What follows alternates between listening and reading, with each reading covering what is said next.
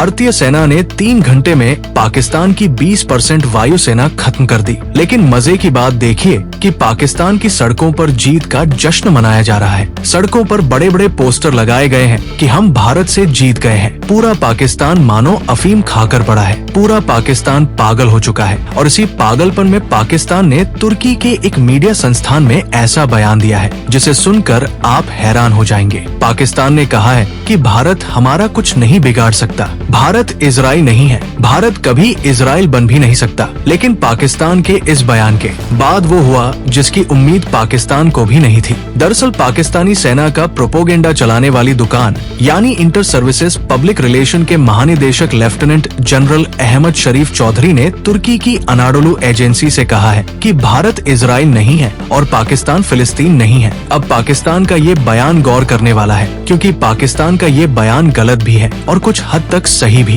पाकिस्तान के इस बयान में आधी सच्चाई ऐसी है जिसे सुनकर आपको झटका लगेगा। लेकिन पहले देखते हैं कि पाकिस्तान का ये बयान आधा गलत क्यों है। दरअसल पाकिस्तान ने कहा कि वो फिलिस्तीन नहीं है और भारत इजराइल नहीं बन सकता। तो हम पाकिस्तान को बता दें कि भारत ने पाकिस्तान पर जो हमला किया है ऐसा हमला तो इजराइल फिलिस्तीन पर भी नहीं कर पाया। भारत ने 3 घंटे में पाकिस्तान की 20% वायुसेना खत्म कर दी। 11 एयरबेस उड़ा दिए। चीन और तुर्की से खरीदे गए drone, missile, air defence system और लड़ाकू विमान नष्ट कर दिए। पाकिस्तान के पास फिलिस्तीन से 100 गुना ज्यादा हथियार है, लेकिन इसके बावजूद पाकिस्तान अपनी रक्षा नहीं कर पाया। भारत पाकिस्तान में अंदर घुसकर मार कर आया है। फिलिस्तीन के पास तो सस्ते रॉकेट्स हैं, लेकिन पाकिस्तान के पास तो परमाणु बम है, मगर फिर भी भारत ने पाकिस्तान की जड़ें हिला दी। पाकिस्तान का हाल फिलिस्तीन और गाजा से भी बुरा कर दिया। पाकिस्तान की ऐसी पिटाई देख खुद इजराइल ने